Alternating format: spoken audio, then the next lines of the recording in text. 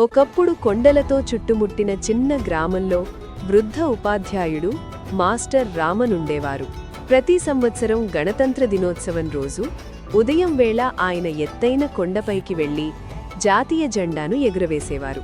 గ్రామస్థులు ఆయనను గౌరవించేవారు.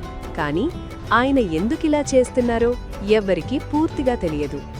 ఒక సంవత్సరం రామన్ కొండెక్కడానికి సిద్ధమవుతుండగా భారీ వర్షం మొదలైంది.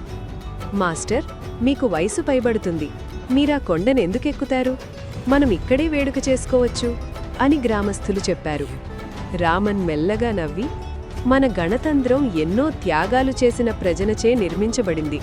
ఒక చిన్న వర్షం కారణంగా నేను ఆగిపోతే నేను తదుపరి తరానికి ఎలాంటి సందేశమిచ్చినట్లవుతుంది అని అన్నారు.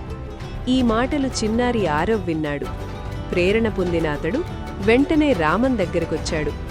మాస్టర్, నేను మీతో వస్తాను అన్నాడు. కొద్దిసేపటికి మరికొంతమంది పిల్లలు కూడా చేరారు. ఎవరూ జారిపోకుండా ఒకరినొకరు పట్టుకొని అందరూ కలిసి కొండను జాగ్రత్తగా ఎక్కారు. కొండ శిఖలానికి చేరుకున్నప్పుడు మేఘాలు పక్కకు వెళ్లి బంగారు వెలుగులు లోయంతా విరజిమ్మాయి. రామన్ జెండాను ఆరవ్కిచ్చి, ఈరోజు నువ్వే ఎగరవేయాలి, మన దేశ భవిష్యత్తు మీ చేతుల్లోనే ఉంది అని అన్నారు. జెండా పైకి ఎగసి గాలిలో ఎగురుతుండగా పిల్లల హృదయాల్లో ధైర్యం, ఏకత, దేశాన్ని నిజాయితీతో కాపాడాలనే ఆసక్తి కలిగింది. గ్రామంలో ఉన్న పెద్దలు దూరం నుంచి చూస్తూ ఆశ్చర్యపోయారు.